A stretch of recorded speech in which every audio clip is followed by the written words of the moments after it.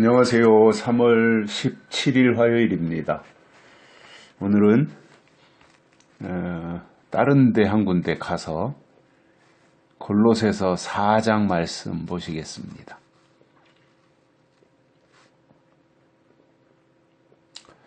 골로새서 4장 5절과 6절입니다. 외인을 향하여서는 지혜로 행하여 세월을 아끼라. 너희 말을 항상 은혜 가운데서 소금으로 고르게 함같이 하라. 그리하면 각 사람에게 마땅히 대답할 것을 알게 하리라. 아멘.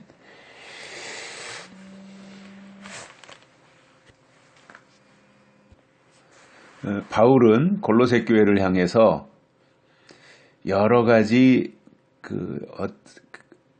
믿음 생활, 하나님 앞에서 어떻게 살아야 될 것인가, 이러한 내용들을 골로새 교회 성도들에게 참 많이 말씀했어요. 위의 것을 찾으라, 위의 것을 생각하라, 기도에 항상 힘쓰라, 감사하라, 깨어 있으라.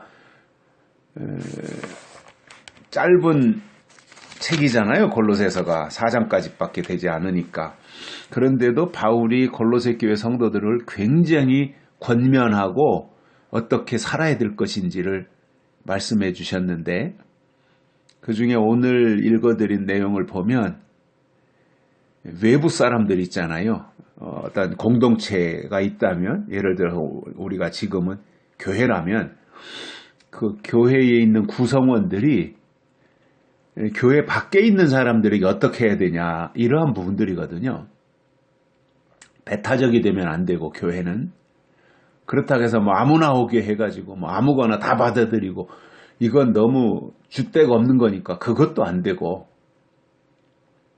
하나님의 말씀 또는 하나님의 약속이라고 하는 것을 가장 바탕에다가 두고 경계할 것은 분명히 있죠. 경계해야죠. 바울도 경계에 대한 말씀을 하셨잖아요. 디모데에게. 그러니까 교회가 또는 개인의 신앙이 경계할 부분은 분명히 있어요. 경계할 것은 당연히 경계해야 되는 게 맞죠. 그러나 그 경계하라고 하는 것이 배척하거나 배타적이 되라는 말은 아니거든요. 그래서 교회 밖에 있는 사람들을 향하여서는 지혜로 행하라 그랬습니다.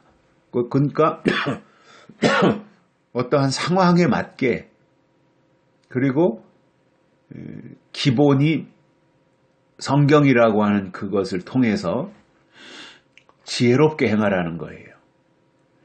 이게 교회에서 흔히 믿음은 있다고 하는데 지혜가 없어가지고 일을 그르치는 경우들이 참 많거든요.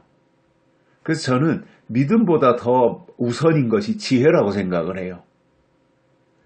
지혜롭게 해야 믿음이 부각될 수 있고 믿음이 믿음다워지는 거지, 지혜가 없으면 그의 믿음도 없는 것으로 되는 거예요.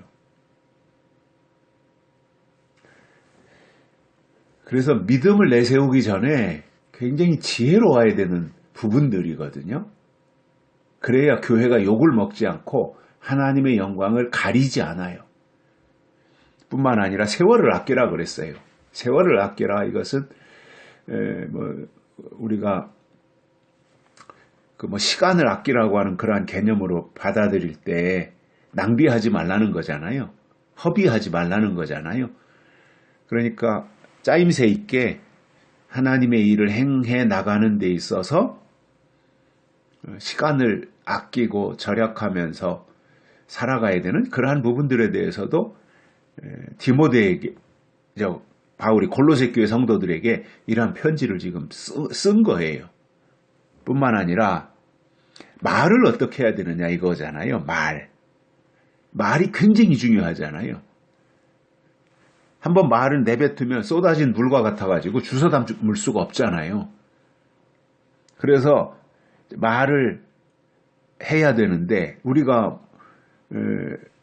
농아인이 아닌 이상 누구를 만나든 말을 하게 되잖아요. 그러다 보면 말을 많이 하면 실수도 하게 되고 그렇게 되는데, 바울이 골로새 교회 성도들에게 어떻게 말해야 되느냐 이 부분을 강조했어요.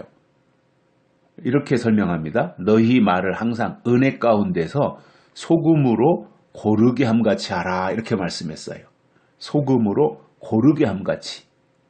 은혜 가운데서 소금으로 고르게 함같이. 소금은 맛을 내는 거잖아요. 그래서 은혜 가운데서 하는 말은 맛을 낼 수 있어요. 우리가 음식을 만들든 특히 생선을 구워 놓을 때 소금이 들어가지 않아서 밋밋하면 먹을 수가 없잖아요. 그래서 생선구이를 한다 또는 찌개를 만든다 음식을 만든다 할 때 소금으로 간이 돼야 맛을 내듯이 우리의 말도 은혜 가운데서 소금이 들어가야 된다는 겁니다. 이게 모든 게 맞아야 된다는 거예요. 음식에 간이 맞아야 되듯이 우리의 말도 그 때와 장소와 모든 것이 잘 맞아야 되는 거예요. 그렇게 하면 각 사람에게 마땅히 대답할 것을 알리라. 소금으로 고르게 함과 같이 은혜 가운데서 행하면 하나님이 지혜를 주셔서 다른 사람들과 말을 할 때 대답할 것을 알게 된다는 거예요.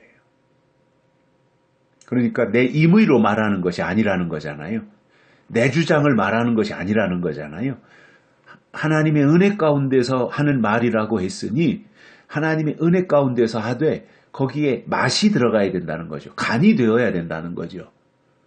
어떤 말은 듣는 사람이 참 평안하고 기분 좋고 그러면서도 내용이 있고 이런 말이 있잖아요. 근데 어떤 사람의 말은 들으면 기분이 나쁘고 불쾌하고 시간이 아깝고 그런 경우들도 있잖아요. 그것이 또 설교라고 할 때 더더군다나 그렇게 느끼는 거 아니에요. 그렇다고 해서 뭐 거기다가 조미료를 많이 넣어서 하는 설교라면 그건 무슨 영양가가 있겠습니까? 오히려 몸을 망치는 거지요. 예환하고 간증이 나오고 뭐 이것저것 조미료를 많이 섞고 설탕도 잔뜩 넣고 이렇게 한다면 그 설교가 어떻게 유익이 되겠어요? 또 그런 말이 조미료가 들어가고 설탕이 들어간 말이 상대방에게 무슨 유익이 되겠습니까? 그것은 오히려 해치는 것가 되지 않겠어요?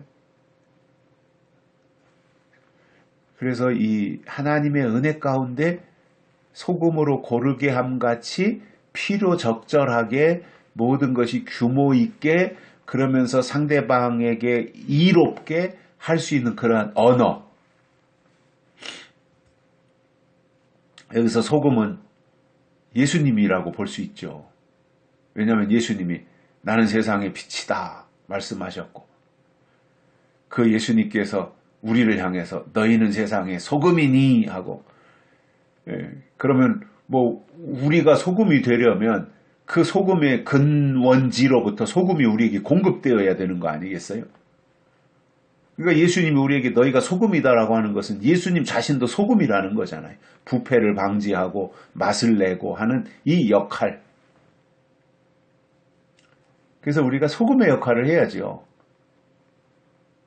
우리가 있는 곳이 변하지 않고 변질되지 않고 부패하지 않고 상하지 않도록 해야 되고 그러한 역할이 우리의 말을 통해서 공동체 안에서 그리고 외인들을 향해서도 그러한 것이 필요하다라고 하는 것을 바울이 골로새 교회에게 설명을 해주신 것입니다.